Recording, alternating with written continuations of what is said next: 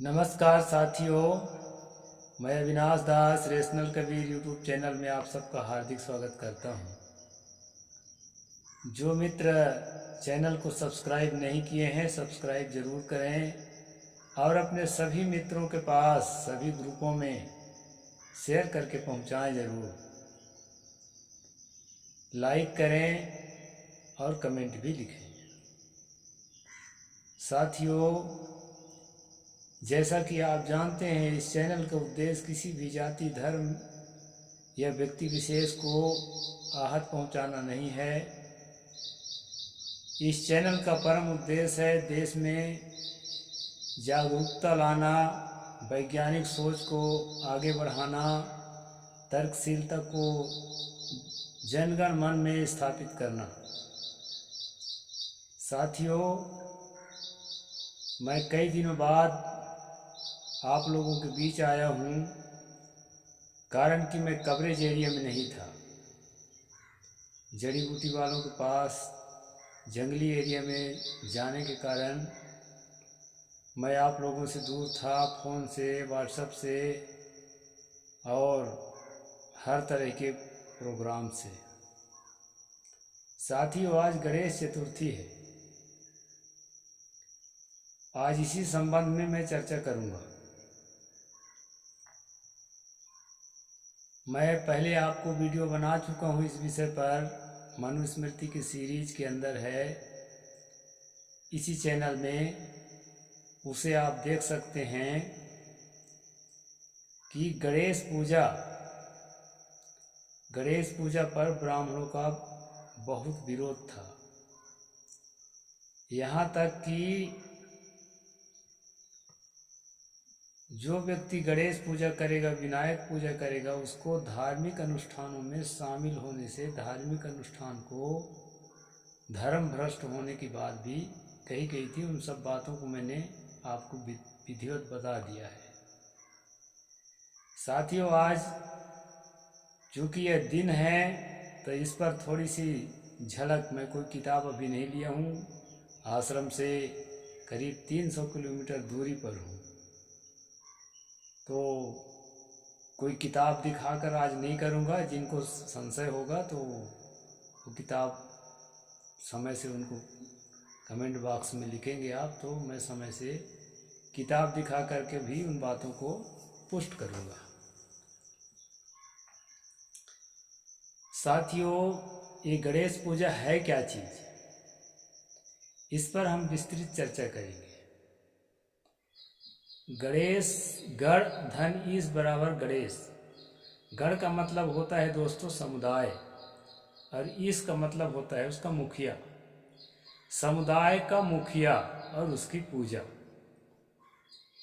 ये परंपरा प्राचीन भारतीय आदिवासियों की परंपरा रही है कि समूह के मुखिया को, विनायक का मतलब होता है विशेष नायक, एक मचिया पर, एक सिंहासन पर बैठा करके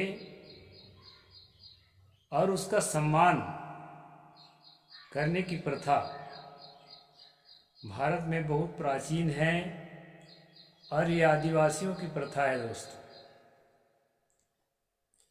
तो ये प्रथा इसलिए भी थी कि लोगों को यूनाइटेड रखने के लिए, संगठित रखने के लिए एक मुखिया की ज़रूरत होती है, और अपने समुदाय के अंदर जो सबसे ज़्यादा सुयोग्य व्यक्ति होता था, सबसे ज़्यादा जो बुद्धिमान व्यक्ति होता था, जो नीति निपुण होता था, जो चरित्रवान होता था, जो सद्भावनाओं में जीता था और जो सबों को लेकर के चलने में सक्षम होता था, ऐसे व्यक्ति को विशेष नायक या अपना मुखिया चुना जाता था, और उसी को दोस्तों सिंहासन पर बैठाकर उसकी पूजा की जाती थी, जिसको विनायक पूजा या गणेश पूजा के नाम से माना जाता था।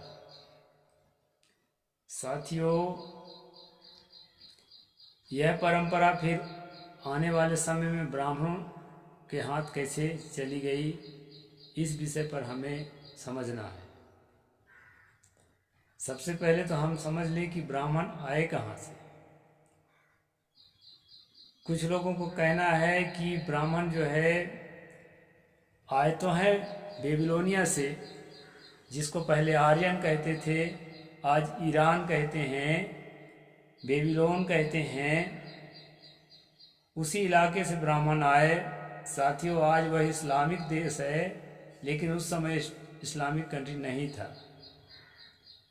इस्लाम आने के पहले वो बौद्धों का देश था, और बौद्धों में ही एक ऐसा विशेष वर्ग पैदा हुआ जो शोषक वर्ग था और मानवता विरोधी वर्ग था। तो वहाँ से वो माइग्रेशन करके आया, क्योंकि हमारे कबीर पंथ के प्रसिद्ध इतिहास के मर्मज्ञ और इतिहासकार पूज्य श्री सनातन साहिब जी ने अपनी किताब में लिखा है कि आर्य जब भारत में प्रवेश किए तो एक घुमंतु की तरह डोरा डंडा लिए, भेड़ बकरियां लिए यहाँ पर आए थे। वे संगठित और चालाक जाति थे, और यहाँ जो छोटे छोटे कबीलों में बटे हुए लोग थे, उन कबीलों में धीरे धीरे आक्रमण करके उन पर कब्जा करना शुरू किया। तो इस तरह से दोस्तों हम ये जानते हैं कि वो कोई आक्रमणकारी लोग नहीं थे तो भेड़ बकरी वाले, लेकिन जो है जब आदमी व्यापार में थोड़ा कुछ कमा लेता है तो उसका उत्साह बढ़ता है कि मैं और व्यापार करूं। लड़ाई जब वो थोड़े से जीत गए तो उनमें उत्साह बढ़ा, और दोस्तों वो आगे बढ़ते चले गए। लड़ाई में जिन लोगों ने उनको साथ दिया, जो हारे हुए लोगों में से जिन लोगों ने उनको साथ दिया, उसको अपने साथ रखे और उनको बना दिए छत्री। वो वास्तव में कुछ छत्री तो उनके साथे के लड़ाकू थे, और कुछ छत्री जो है उनके साथ लड़ने के लिए उनके साथ देने को तैयार हुए, वो लोग छत्री बना दिए गए। और दोस्तों, जो लोग उनके विपक्ष खड़े हुए उनको शूद्र बना दिया गया, और उन शूद्रों में से कुछ लोगों ने जंगलों में जाकर के अपना स्थान बना लिया, विलुप्त हो गए, और जो है लड़ाई झगड़े से दूर अपना स्वतंत्र जीने खाने लगे प्राकृतिक जीवन, जिनकी पहचान आज आदिवासी के रूप में की जाती है। वो लोग हुए दोस्तों। अब कुछ लोग ऐसे थे जो लड़ाई भिड़ाई से उदासीन होकर के और स्वतंत्र जीना चाहते थे और किसी की गुलामी नहीं करना चाहते थे। ऐसे लोगों को अस्पृश्य बना दिया गया, अछूत। इस प्रकार दोस्तों लोगों में बंटवारा हुआ, और बंटवारा होकर के भिन्न भिन्न समुदाय बन करके रहने लगे, और जो है इस बंटवारे का लाभ लेते हुए ब्राह्मण समुदाय जो है अपना वर्चस्व कायम किया। और धीरे धीरे ये 6वीं सदी के इसी पार की घटना है। ये सब ये ईसा पूर्व जो है 15वीं सदी बीसी, 20वीं सदी बीसी, ये सब जो है ना ढकोसला इतिहास में पढ़ाया जाता है। हमारे साथी लोग शोध में लगे हैं दोस्तों, और सब पता लगा लिए हैं कि 6वीं 7वीं सदी से ही ये सारी घटनाएं घटी। तो जब विजित होते चले गए, जीतते चले गए, और संगठन मजबूत होता चला गया, तो साथियों उन्होंने एक विचारधारा को पैदा किया, एक आइडियोलॉजी को पैदा किया, और उसका नाम रखा वैदिक धर्म और ब्राह्मण धर्म।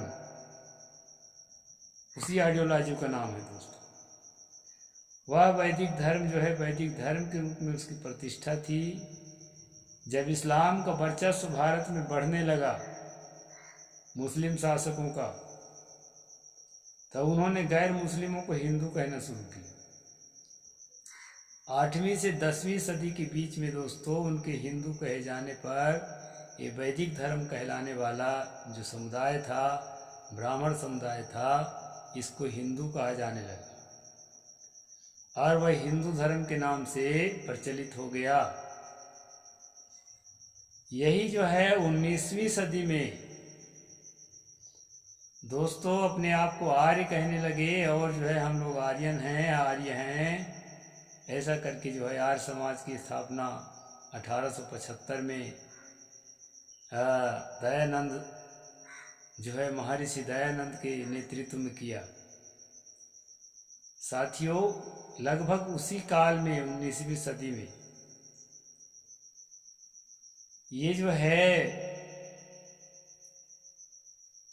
कुछ लोग जो है ये कहना शुरू किए कि हिंदू धर्म नहीं है, हम सनातन धर्म है। वैसे ज़्यादातर तो 19वीं और 20वीं सदी में सनातन धर्म कहना शुरू हुआ है और 21वीं सदी में तो बहुत लोग कहने लगे। तो सबसे आखिरी में सनातन धर्म पैदा होता है, सबसे पहले वैदिक धर्म पैदा होता है और है परंपरा वही। और यह परंपरा दोस्तों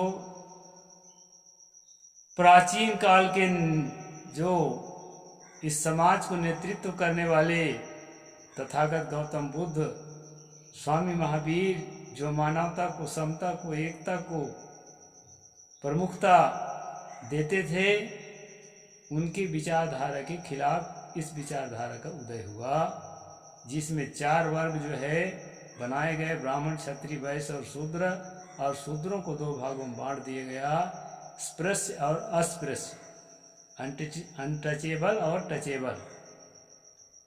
तो जो आजकल ओबीसी कहलाते हैं वो टचेबल है, उनको छुआ जा सकता है ब्राह्मणों के द्वारा। और जो आजकल अनटचेबल जो कहलाते थे वो दलित और आदिवासी। इस प्रकार से दोस्तों यह मैं बता रहा था, गणेश पूजा, अपने मुखिया की पूजा करने की आदिवासियों की परंपरा रही है। और जो आप देखते हैं एक लंबा सूंड और एक बड़ा सा पेट और बड़े बड़े कान, इस तरह से जो है और चूहे पर बैठा हुआ एक मूर्ति आपको देखने को मिलता है। दोस्तों ये मूर्ति भी आदिवासियों ने ही सर्वप्रथम बनाया था। वो एक सांकेतिक था। उसका अर्थ क्या है दोस्तों, मैंने बड़े बुजुर्गों से पूछा है उसका अर्थ क्या है, बताए। बड़ा पेट का मतलब है पेट में भोजन का संग्रह करके पूरे शरीर को संचालन करते हैं। तो मुखिया को पेट को बड़ा इसलिए दिखाया गया है कि वो संपत्ति को संग्रह करके, इकट्ठा करके और जो है पूरे समाज को कहाँ क्या ज़रूरत है, ज़रूरत के अनुसार उसका पूर्ति कर सके, उसका भरण पोषण कर सके। इसलिए बड़ा पेट एक संकेत है। बड़े बड़े कान इसलिए बनाए गए दोस्तों कि उसका कान इतना ज़्यादा सक्षम है कि अपने समुदाय के अंदर क्या हो रहा है, उसके बाहर क्या हो रहा है, उन सब पर जो है उसके कान जो है सबकी आवाज़ों पर अपना नज़र रखने वाला कान है। इसलिए बड़े बड़े कान बनाए गए दोस्तों। सूंड बनाया गया। सूंड का मतलब है नाक। नाक, इतना लंबा नाक जो सूंघ करके बहुत सारी चीज़ों को समझ सकता है। हाथी की तरह आकृति बना दिया। और जो है हाथी क्या करता है दोस्तों, वो जो है अपने सूंड से स्नान भी कर लेता है, पानी भर करके अपने सूंड से जो है, और किसी को पकड़ भी सकता है और बहुत सारी काम। तो उसको हाथी का प्रतीक बना दिया कि ये जो है इसके सूंघने में इतनी शक्ति है कि इतना सारा काम ये कर सकता है। कौन? हमारा मुखिया। और चूहे पर इसलिए कहा गया, चूहे का अर्थ होता है चोर।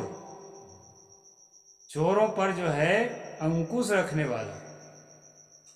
चोर सब जगह पैदा हो जाते हैं। जो ईमानदार नहीं होते हैं, बिना पूछे या बिना अधिकार के किसी की चीज़ को चुरा ले जाते हैं, तो चूहा को चोर का प्रतीक माना गया। तो चोरों से रक्षा करने वाला, चोरों पर अंकुश रखने वाला चूहे पर बिठा दिया दोस्तों। इस तरह हमारा गणेश था। और उसको जो है ब्राह्मण घृणा करता था। उस पर मैं एक स्वतंत्र वीडियो बना चुका हूँ, मनुस्मृति की पूरा हवाला दे करके, कि विनायक पूजा करने वालों को, गणेश पूजा करने वालों को धार्मिक अनुष्ठानों में प्रवेश ना होने दें। यदि उनका प्रवेश हो जाए तो धार्मिक कृत्य का जो पुण्य है वो खत्म हो जाएगा, ऐसा मनु ने कहा है। तो ये तब तक की मान्यता थी दोस्तों।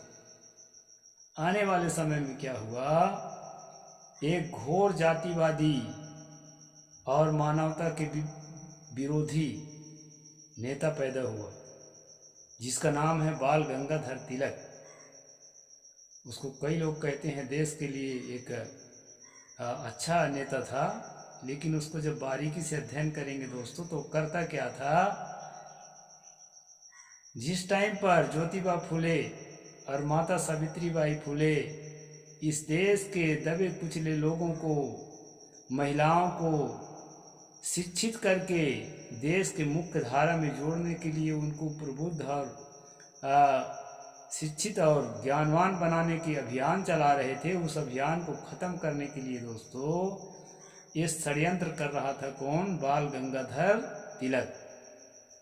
उसी बाल गंगाधर तिलक ने इस गणेश पूजा को अपना अभियान का हथियार बनाया और इसमें जो है ब्राह्मण को बना दिया मुख्य। जो ब्राह्मण घृणा करता था उस ब्राह्मण को ही इसका मुख्य पुजारी बना दिया और दोस्तों आम आदमी को उसके इर्द गिर्द कर दिया। और तभी से गणेश पूजा 11 दिन के उत्सव के रूप में, कई लोग कहते हैं कि अंग्रेज़ों के खिलाफ जो है वो मीटिंग करने के लिए इसको बनाया गया था। दरअसल ये जो है राष्ट्रपिता ज्योतिबा फुले और माता सावित्रीबाई फुले के आंदोलन को कुंद करने के लिए ये षड्यंत्र किया गया था दोस्तों। इस षड्यंत्र के तहत गणेश पूजा ब्राह्मणों के हाथ में चली गई और आज जो है दोस्तों गणेश पूजा का मिसयूज हो रहा है। हमारे यहाँ उस तरह से गणेश एक प्रतीक बनाए तो जाता था, लेकिन पूजा किया जाता था जिंदा जो गणेश होता था, जो गांव का मुखिया होता था, कबीले का मुखिया होता था, उसकी पूजा की जाती थी। जब प्रतीक बनाते थे, प्रतीक बना के स्थापित कर देते थे, वो प्रतीक इस ढंग का होता था, लेकिन जब पूजा करते थे तो साक्षात जिंदा अपने गांव के मुखिया, घर के मुखिया को करते थे। ये हमारी परंपरा थी दोस्तों। इस परंपरा को तोड़ मरोड़ कर आज जो है अंधन को आँख देत, कोढ़िन को काया, बांझन को पुत्र देत, निर्धन को माया, ऐसी कल्पना करके एक काल्पनिक कृति को समाज में स्थापित किया गया ब्राह्मणों द्वारा, बाल गंगाधर तिलक के द्वारा और उनके साथियों के द्वारा। और दोस्तों हमारे लोग तनिक भी इस पर विचार नहीं करते कि हम किधर जा रहे हैं, क्या करने जा रहे हैं, और गतानुगतिका में, अंधानुकरण में, अंधभक्ति में, अंधश्रद्धा में लीन होने जा रहे हैं। तो साथियों अगर गणेश पूजा मनाना है तो बड़े शौक से मनाओ, लेकिन पूजा किसका करना है, पूजा जो हमारे मार्गदर्शक गुरु हैं, संत हैं, जो हमें कुमार्ग से निकालकर सुमार्ग में लगाते हैं, हमारे जीवन को उत्थान में लगाते हैं, ऐसे संत गुरु की पूजा करने हैं, ऐसे माता पिता की पूजा करना है जिनके कारण हम इस दुनिया में आए और जो हमें दिन रात हमारे भलाई के लिए अपने जीवन के खून के एक एक कतरा को जो है हम अपने जीवन को हमारे लिए अर्पित किए बैठे हैं। ऐसे माता पिता और संत गुरुजन की हमें पूजा करनी चाहिए और यही सच्चा गणेश पूजा है दोस्तों। उस तरह का प्रतीकात्मक गणेश जो है प्रतीक के लिए बनाया गया था, पूजा के लिए नहीं। लेकिन आजकल जो है प्रतीक ही जो है सही हो गया है और जिसकी पूजा की जानी चाहिए थी उसको जो है लोग नज़रअंदाज कर चुके हैं। इस प्रकार से गणेश पूजा को मैं संक्षेप में आपको बताया दोस्तों, विस्तार ही कर दिया हूँ और कितना बताऊँगा। तो ये गणेश पूजा आदिवासियों से पैदा हुआ और जो है ब्राह्मणों के द्वारा जो है हथिया लिया गया। इस तरह से ये ब्राह्मणों के द्वारा हथियाने का काम दोस्तों सदियों से चला आ रहा है। कबीर साहिब के समय में भी इस तरह होती थी, इसलिए उन्होंने कहा था ब्राह्मण ही सबकी नहीं चोरी, ब्राह्मण ही को लागल कोरी। ब्राह्मण किन्हो वेद पुराना, कैसे हो कोई मोहि मानुष जाना। तो इस तरह से वाणियों में सतगुरु ने हमें बताया है दोस्तों। तो हमें अपनी संस्कृतियों को सहेजना है, लेकिन सही रूप में, बिगड़े हुए रूप में नहीं। बिगड़े हुए रूप से अपनी संस्कृति को निकालना है। और हमारे भारत की जो संस्कृति है, वो जो कबीर की संस्कृति है, जो बुद्ध की संस्कृति है, जो स्वामी महावीर की संस्कृति है, जो गुरु नानक देव की संस्कृति है दोस्तों, ये हमारी जो संस्कृति है, ये जीवित के सम्मान करने की संस्कृति है। किसी निर्जीव पदार्थ को सम्मान करने की संस्कृति नहीं है। इस बात को हमें सब लोगों को समझना चाहिए। और जो बुद्धिजीवी हैं, जो ज्ञान में धनी हैं, जो विद्या में धनी हैं, जो आचरण में धनी हैं, जो सेवा परोपकार और मानवता के गुणों में धनी हैं, ऐसे लोगों को अपने मुखिया बना करके और उनकी पूजा करनी चाहिए, आरती करना चाहिए, सम्मान करना चाहिए दोस्तों। इसके लिए ही यह गणेश पूजा है। और काल्पनिक जो है निर्जीव पुतला की पूजा करने का कबीर पंथ में कोई प्रावधान नहीं है। इसलिए हर कबीर पंथी तक इस वीडियो को पहुंचाइए दोस्तों, ताकि सच्चाई को जान सकें और इस पर शोध भी कर सकें और अध्ययन करके वास्तविकता तक पहुंच सकें, और जो है झूठ का पर्दाफाश हो सके। यही हमारा उद्देश्य है दोस्तों। साहिब बंदगी। जय जोहार, जय भीम, जय भारत, नमो बुद्धाय, जय जोहार।